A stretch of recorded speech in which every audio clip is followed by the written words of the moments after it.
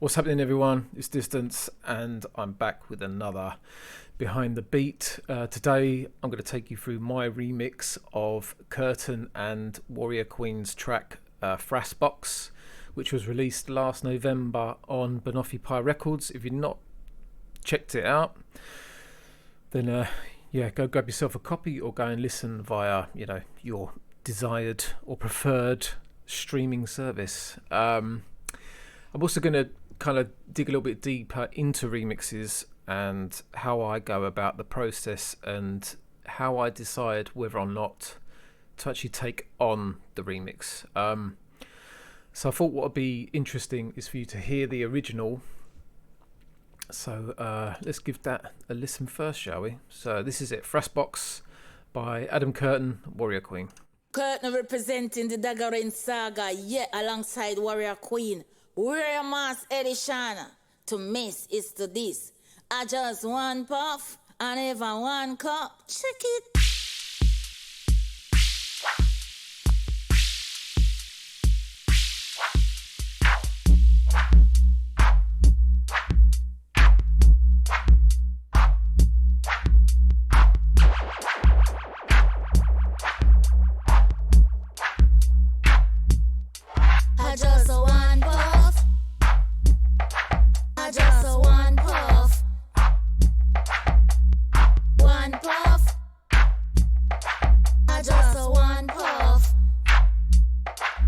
One puff of a day that got left me brain sky high.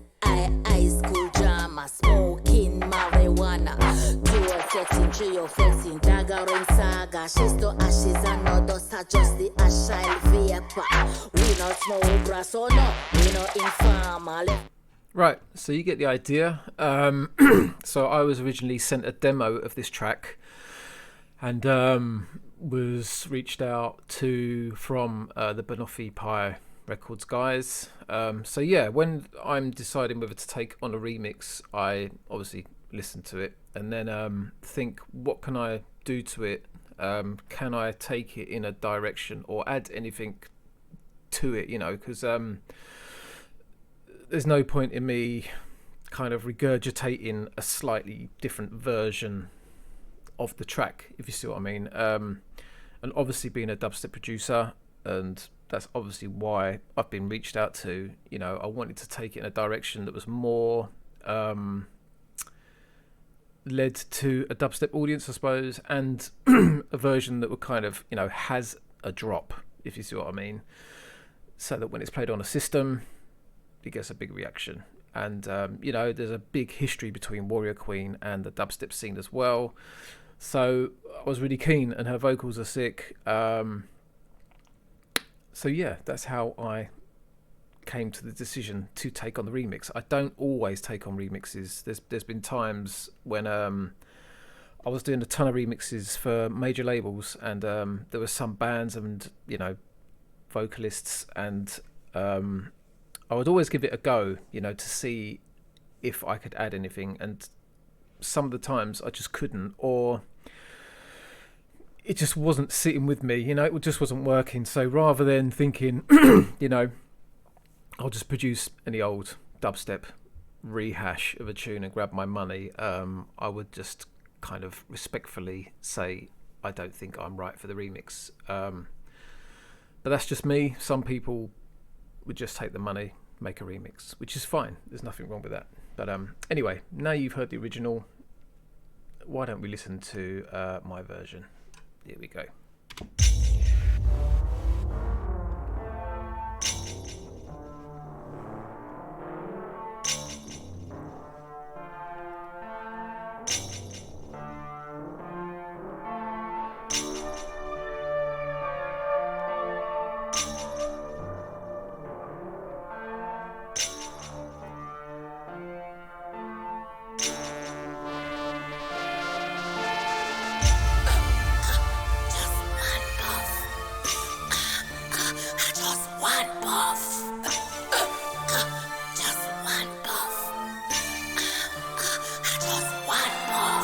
Curtain representing the Daggerin Saga, alongside Warrior Queen. Warrior Mass Edition. To miss is to this. I just one puff. One puff of a day that got left me brain sky high. High school drama, smoking marijuana. Duo sexing, trio flexing, dagger in saga. She's to ashes and no don't just be a child vapor. We no smoke grass, so no, we no informer. Left the weed bush into the chopper in the line.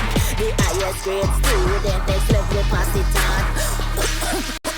I want that just one. I know I want puff of me a galang so. I just want puff of me a grand so. And me vibes it hard to rock like bam. There we go. So that's my version of the track. So I kind of kept the structure of the original, and I always, when I am doing a remix of a vocal, there's two ways you can go. You can either, if you're not too keen on the vocal, you can just pick, little stabs, little elements that maybe in the intro, there's a few phrases from the original track that kind of lead into a drop, and then it goes into an instrumental, and then they come back in, little stabs here and there of vocals. But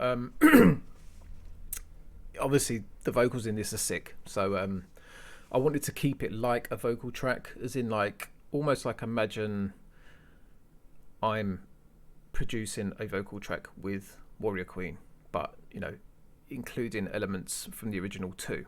So that's how I approached this. I wanted to do verses, choruses, and it helps writing tracks that way too, because you can have like a more stripped down element, and then when you come to a chorus it's kind of more full and developed. Sorry, I don't know what's going on, I keep coughing. So I think the original of this was about 136 or 135, so obviously the first task was to get everything in time, so I had to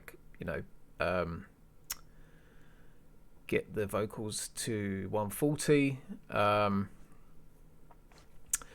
then what I do when I start remixes, which you can't see in this instance, is I load all the stems in and I put them to one side. Say if I had them, they'd all be over here, all in order, and I listen to the track in full and then as I hear elements I like, I click, copy them and drag them over to this side. So basically what I'm doing is I'm selecting all the elements that I like, dragging the whole stem, putting it over here, and then I begin to work that way.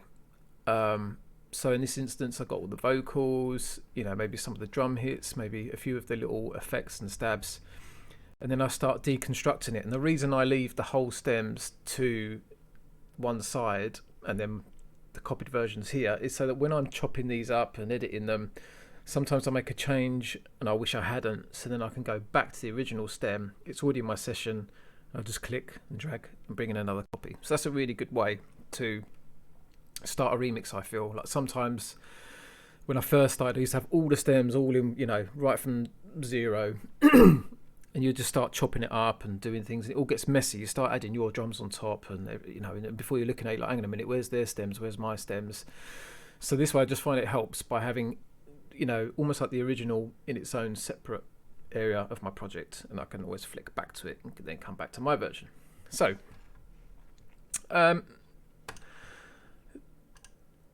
let's start with the intro. I came up with this little synth line.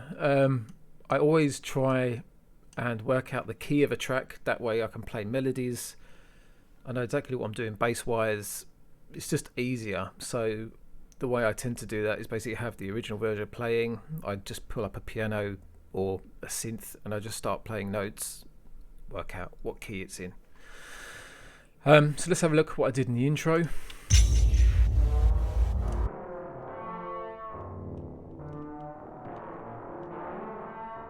So basically I made this very simple phrase, bow, bow, bow, bow.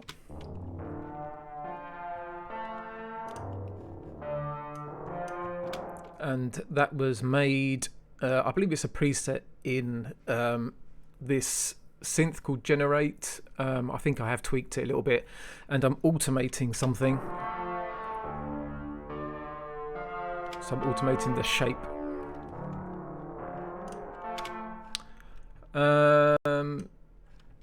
Also, we've we've got a little effect here. What's this effect at the beginning?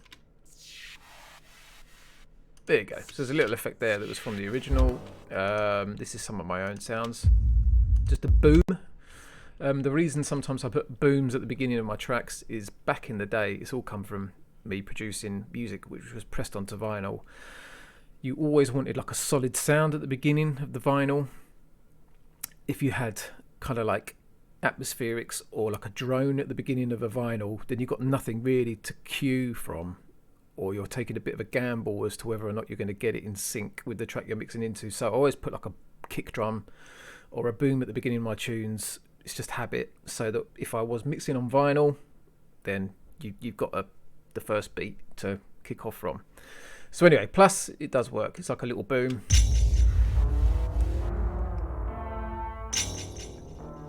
I've got these little strange percussion bell type things going on.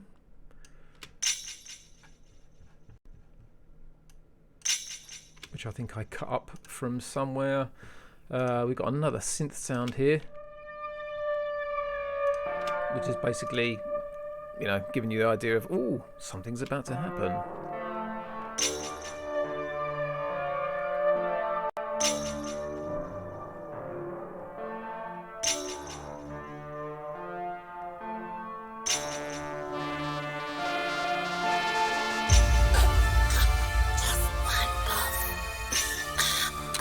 So now we've got another synth coming in.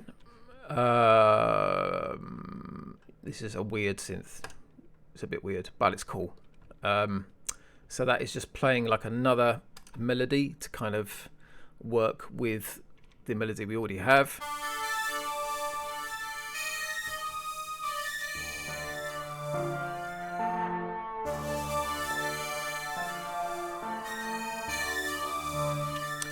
And also from the get-go, I knew I wanted it to kind of have a bit of a more of a raw, analog, distorted sound, this track. I didn't want it to be all like really clean and techy. So the drums you'll hear in a minute are a bit more organic, like they could have been recorded, you know, some like live percussion, stuff like that.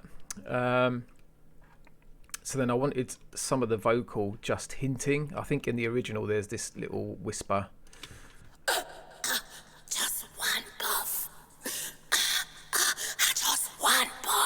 So when we hit 17 bars, I just thought that's a really good way to kind of introduce the fact that there is going to be a vocal in this track.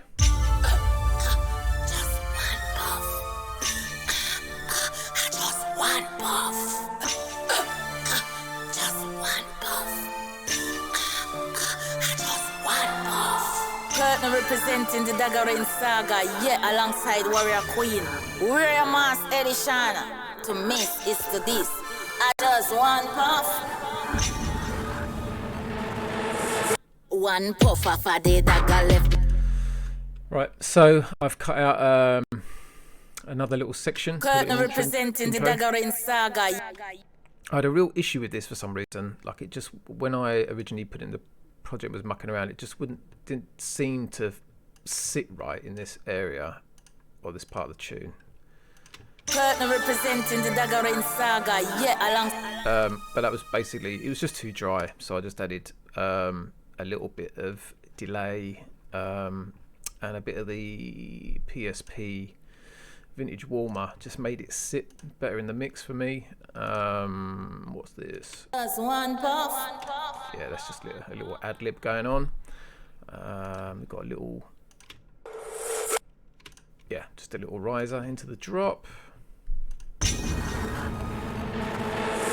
One puff of a day dagger left me brain sky high.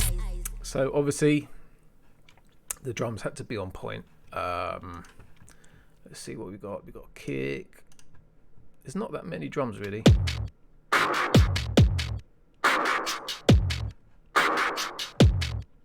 So the kick, like I said, I wanted it all to sound a bit raw, a bit messy isn't the right word, but I didn't want it to sound in super sharp and crisp. So I added this old favourite. Anyone who remembers the Camel Fat Free? So that's just adding a bit of crunch to this kick.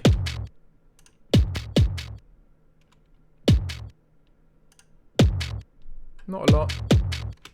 And within Camel Fat Free, there is a little compressor as well. So it's probably a tiny bit of compression going on within that plugin. The snare. I think I made this snare. I think it was in a loop, and I cut it out of a loop, pitched it down, and added some effects.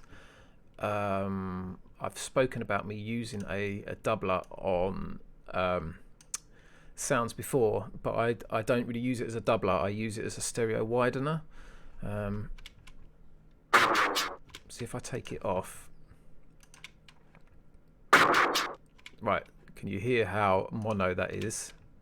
Now if I put on my doubler, there you go. It's making a big difference. This is by Waves, by the way. The Waves doubler 2. They do a doubler 4 as well, so you have 4 doubles. I think this was designed really to be used on vocals, so you can kind of create, a wider vocal with kind of like harmonies. But I use it to widen sounds like this. If you check out my previous video, I made on producing You Wouldn't Listen, that's the name of it. I go through this plugin and how I use it to widen stuff and what all the parameters do. I'm not really going into that now because I've done it before, so go back and check the previous video. So that's all that's going on with the snare. I've added a bit of a little clip. This is a free clipper. Big up Jack from Turnian Sounds, put me onto this a little while ago. Just cutting off the main peaks because they're not affecting the sound in any way. They don't need to be there. They're just going to cause me problems down the line. Quadrifuzz, just for a bit of, might be for volume or for thickness.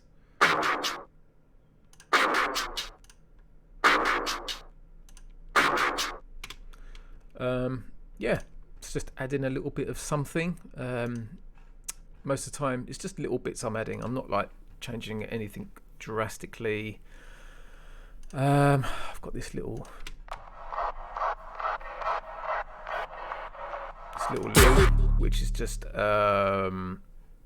another loop which I have put effects on. This thing called Tornado. It's really subtle. It's just underneath. It's almost like it's making the track breathe. Like when it kicks into that bit, there's just like this little bit of air moving around everything. Here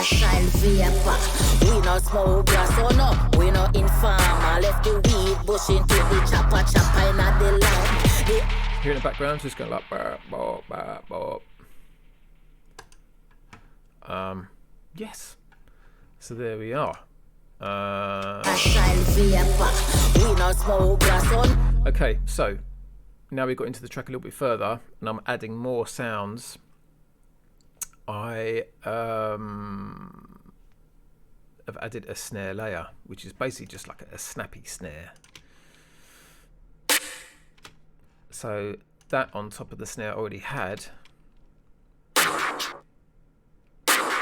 It's just adding a bit more attack. So this is it on its own. So now it's got a more like of a snap in the top end register of the frequencies. It's helping it punch through. As I'm adding more loops, more bits and bobs, more effects, this is just going to help that snare cut through. Whereas when we first kicked into the track, it was like very minimal.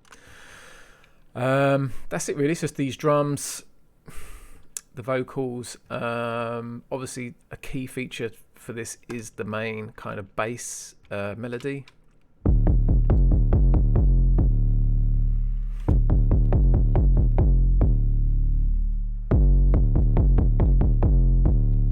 And this was actually the first thing I programmed when I was mucking around with the original and I had it playing, and I was, I always kind of play stuff over the top of the original. So I had this bass patch and I just ended up doing this boom, boom, boom, boom, boom, boom. And I recorded that and I thought, right, that's it. That's like the main, the core element of my remix is going to be this bass track. All right, it's just good old fashioned massive.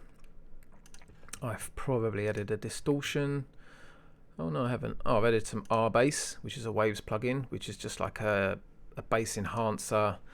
I've also added a stereo imager, but I'm doing the opposite. I'm taking away all of the side information and making it mono, because you want your subs mono, or you used to have to if you're going to cut onto vinyl. There's some drastic EQing, but it makes a difference. If we just loop a little section,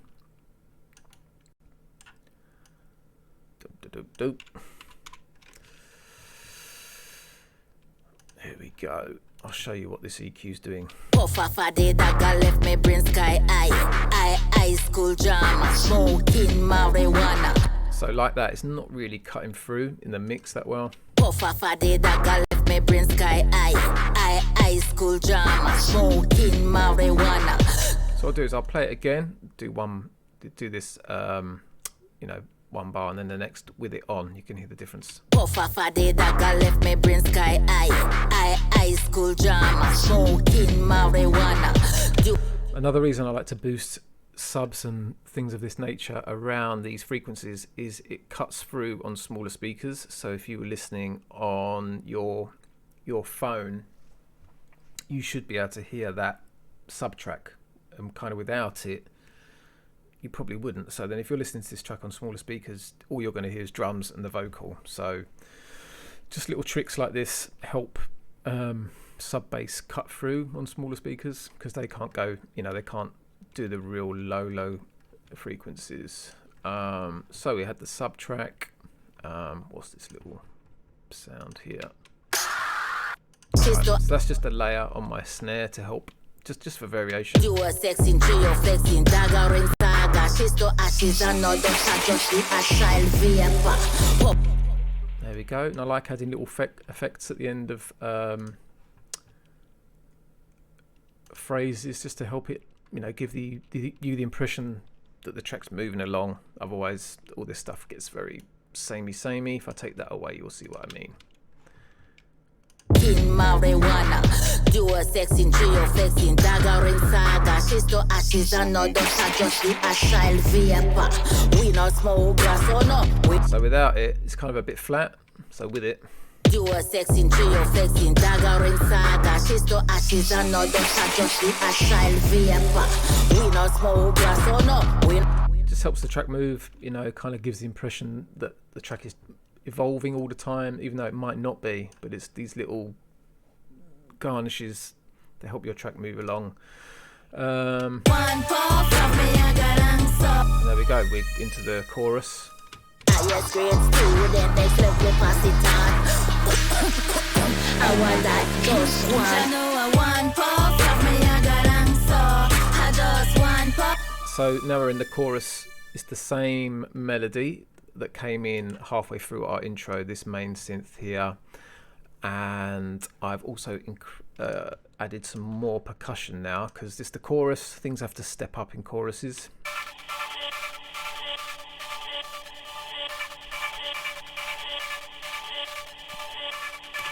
I don't think these are particularly anything fancy. I don't think I made these. These are from a contact library. I have no problem with using loops. Some people are really anti loops and stuff like that, but I don't think you should really care, because most people won't know where this is from, and it does the job. It's not like a main feature of the tune, and even if it was, it really wouldn't matter. It's all about how you use these sounds. So another thing I added were these tams. Again, just to help increase the pace. One puff of me, I got answer. I just one puff of me, I got answer. I'm me vibes in time, we rock like bamboo. Ice me like a kite, fast out like an anchor. So after choruses, I like to try and strip it right back again. I don't really want to come in heavier, because that's just not going to help the tune move. Plus, what do I then do? I have to try and go heavier and heavier and heavier, and it's just not going to work. It's like you can't have any darkness without like Without Darkness, can you? So by coming back down, when we come to the next chorus, it's going to be like a big impact again. So, and plus the way the vocal works, I just love the way it strips out, and you just got Warrior Queen just, you know, spitting over this. Vibes is hard, fi broke like bamboo. COVID lockdown and me nah bragga. Me ride till the dagger start stagger. Me climb pon the pole, English meet Creole. Warrior come off of the bike, and your thing say this a ladder. Me kiss me fucking teeth, and me just. Okay, so in the first verse, we did not have any kind of melody really coming in, so now I've brought this sound in.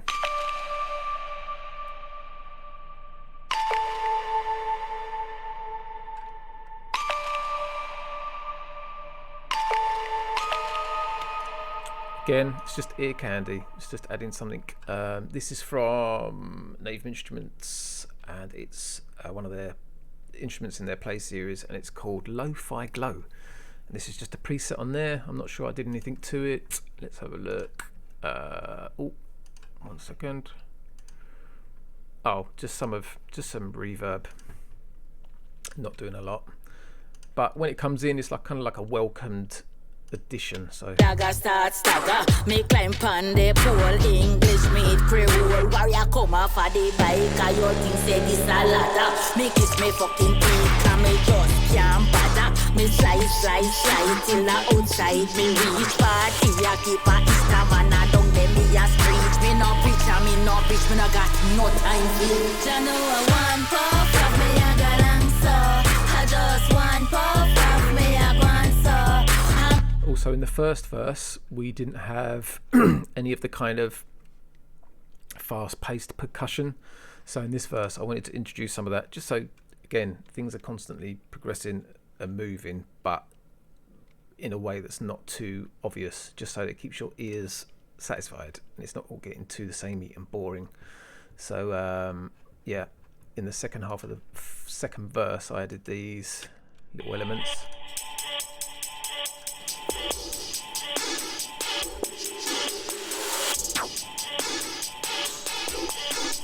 And I think this is a loop actually from my track Unite, from my third album. I have no problem from reusing little sounds like this from previous tracks of mine. It saves time for one, and when I made them I thought they were sick, so what's the point in using it once?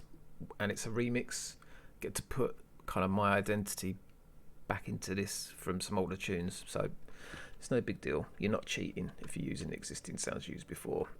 I used to be so strict on myself to use new sounds all the time, new drums, new basses, and I still do that to an extent, but I'm just not too hard on myself about it.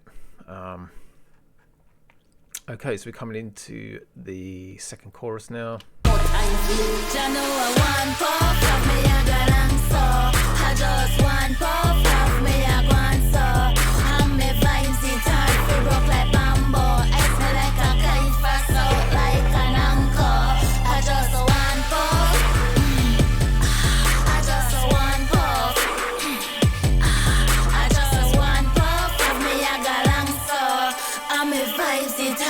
Broke like bamboo, crowd tick. I just a vibes by club. So by this point, I felt like it needed to change. It's not changing drastically. I've just changed sounds, but I liked this part. Vibes it hard, fi broke like bamboo, crowd tick. I kind of wanted that bit to stand on its own, to kind of be like, right, things are going to change.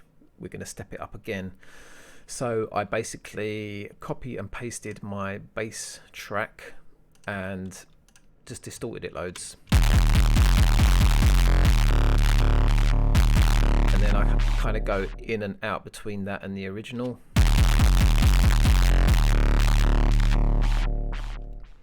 So the original one's here.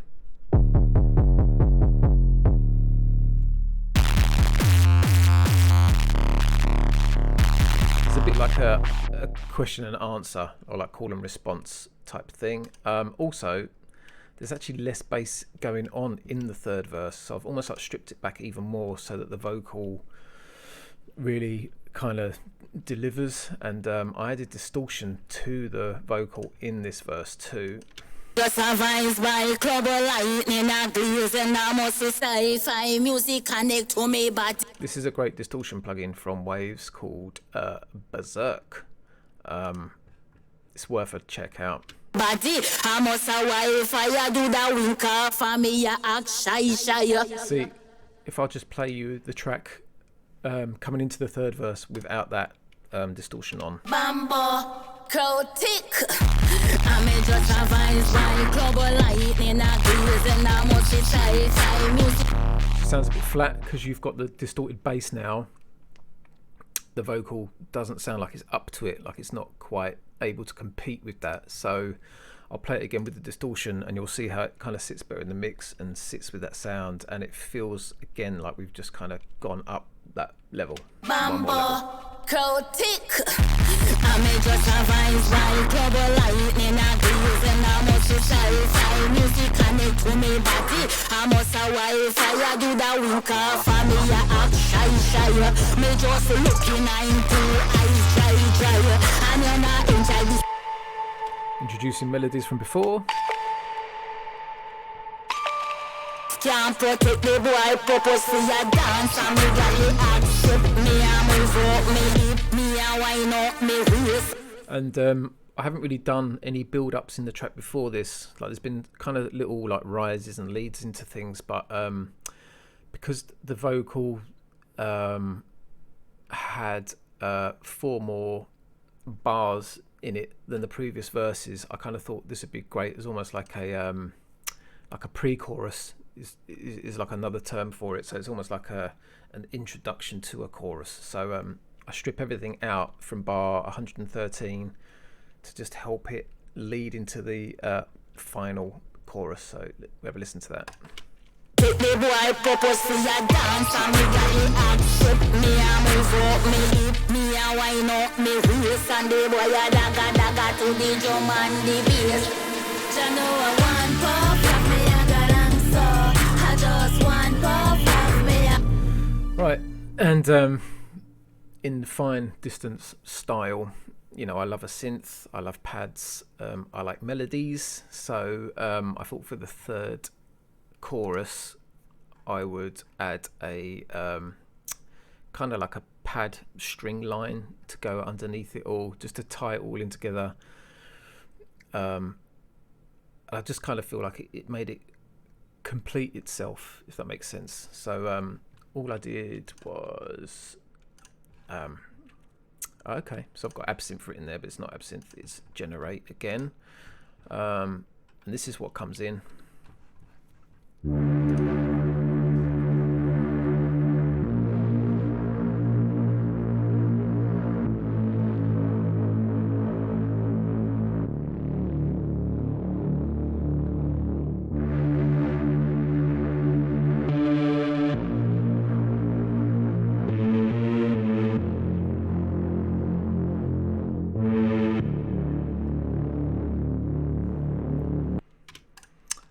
So yeah, I think it works really well. We can have a listen to it all together.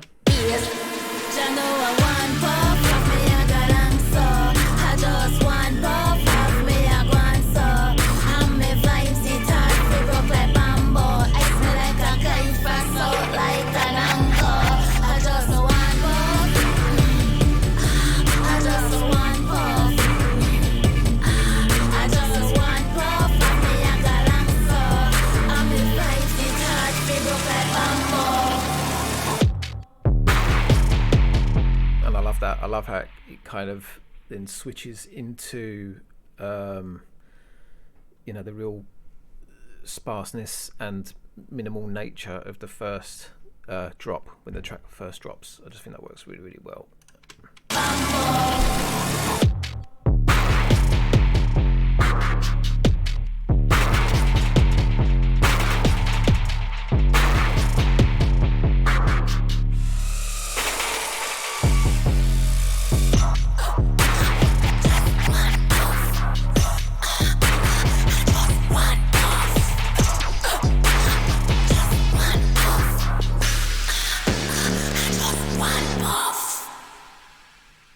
And that's it. And I just brought in the little repeat of the, you know, the main hook vocal into the,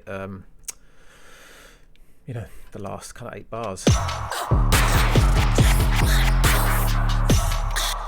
And that's it. It's quite simple, really. I mean, once you've got the idea down, like the main riff, it kind of writes itself. If we take a look at the mixer, I mean, I don't do too much processing. It looks like there's a lot of plugins open, but obviously all the blue ones, what are being used. The most processing is on the vocal. We can take a listen to that. Puff off a day that God left me brain sky high school drama smoking my. Right, so I've added a lot of volume with my plugins.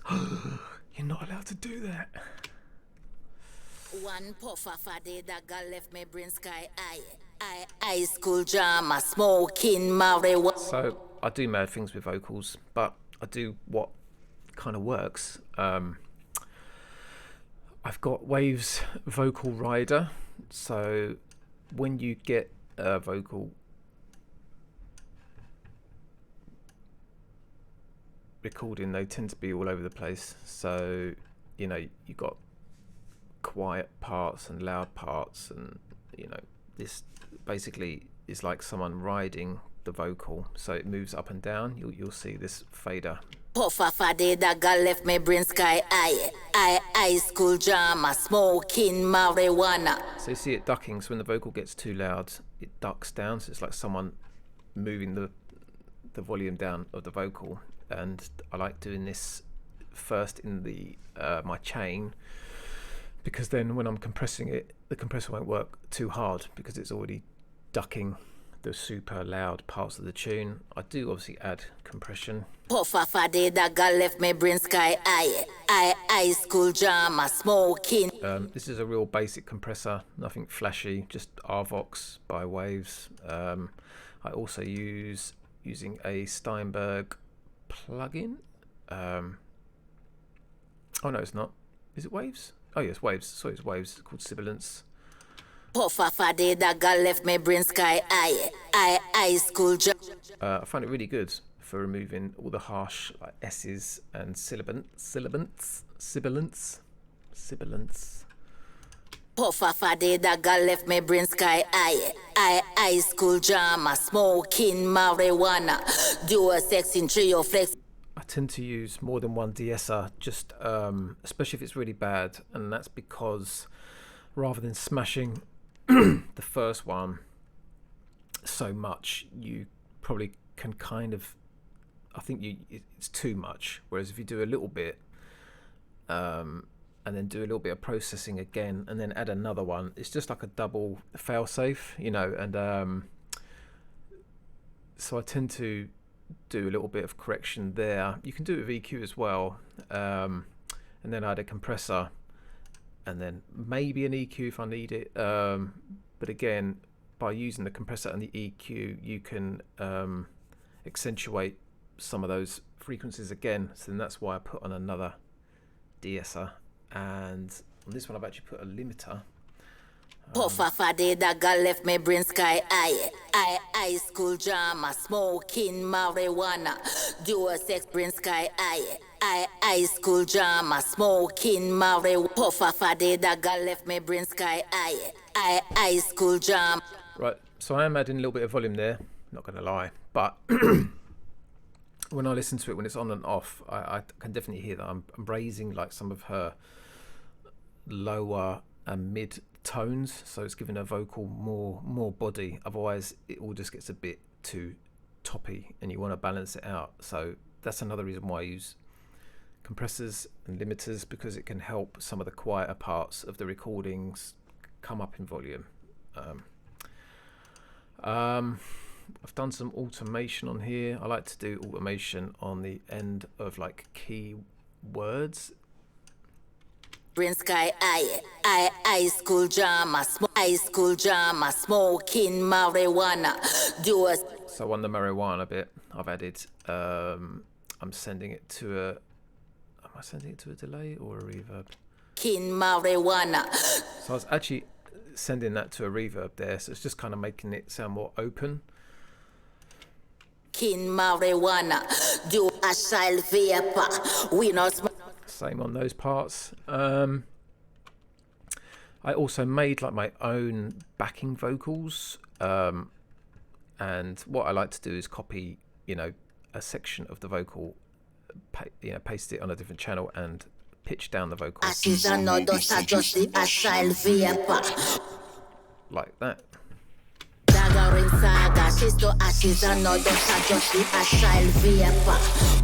Just adds something else, rather than you just kind of rolling with the lead vox recording.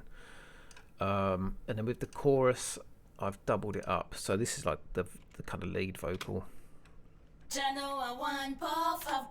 And I've added an effect to that. Without it, it sounded a bit flat. One puff of me a galang so, I just one puff of me a guan so, I'm me vine. Actually, it doesn't sound flat. It sounds fine. But when I added this effect, one puff of me a galang so, I just one puff of me a... It's almost like it's got a slight chorus to it, or a slight flanger effect. I've doubled it up. What is this one doing? Oh, okay. So this is what I'm using because it sounds more in your face. This has got all of my treatment on it from the lead vocal in the verses.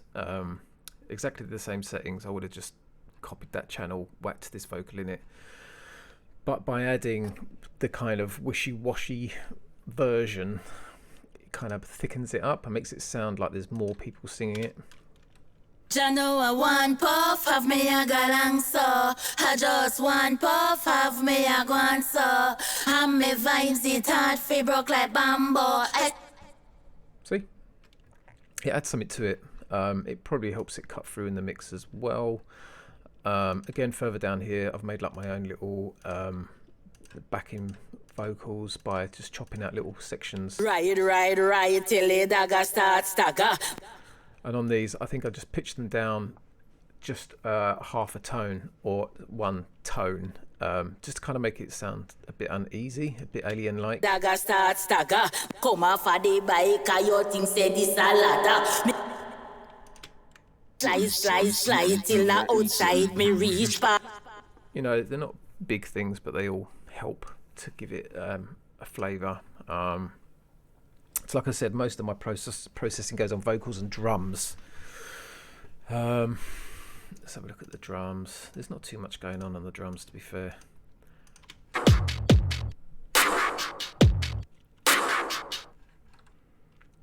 lot of it mainly is clipping, some distortion. One thing, if you go back and look at my other videos, I don't do a lot of processing. Like there's not a ton of plugins on here really. If you think this whole track, there's some where I won't have any processing at all.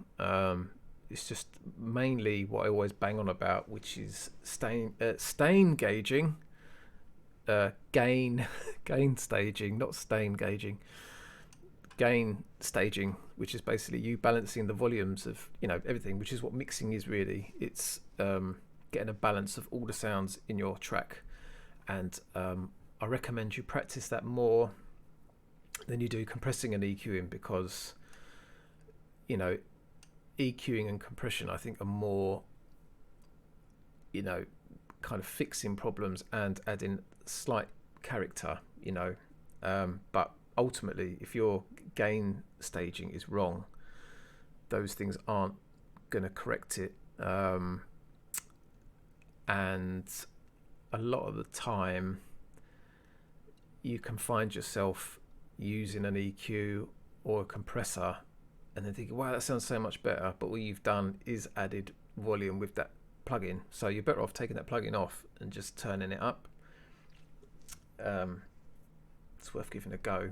To practice, a really good practice and a good thing to get into doing if you want to get better at gain staging, or if you've never even really done this, get a track you finished, take all of the plugins off, everything, and set the whole track down, every single fader to 0, and then one by one slowly bring them all out and balance your track from scratch, and then bounce that out without any plugins on, and listen to that against the one you have done with all the plugins in. And I think you'll be surprised about the choices you made, and it might even sound better. There's times when I've finished a track, and like most people, you're mixing it as you go, because we're producing and mixing and mastering our own stuff more and more. You tend to sculpt it and muck about as you go along, and then things get too loud and then you're in the red. So a really good exercise is to, when I've got into trouble, I do exactly what I said. I go back to zero and I gain stage the whole project from scratch. And whoa, just dropped my mic. It always turns out better, and you're more conscious of volumes then, because when you're writing a tune, you almost just want to write the tune, and once you've done that, then you can go back and give it a proper mix. So I recommend doing that. Like I said, on my drums, there's not a lot going on. I've used the doubler, which I showed you earlier. On my hats, there's just a tiny bit of clipping, probably because, like I said, there was some real harshness and peaks that just didn't need to be there. But there really isn't a lot happening. I have got a parallel channel where I'm doing parallel compression. If you don't know what parallel compression is, you can go back, look at some of my previous videos. I've done that for the drums and for the Vox. When I do parallel compression on drums, I only do it on like the key elements, so like the kick and the snare. Not going to go into mastering because this isn't a mastering video. But that's kind of it, really. There's not, it's not a crazy project. There's not a lot of elements in this, really. Like the vocals, what's that? There's like 6 channels. My drums are spread over about 6. All of this lot. If I take all the automation away, it looks a lot like there's a lot less going on. Hang on, let me do that.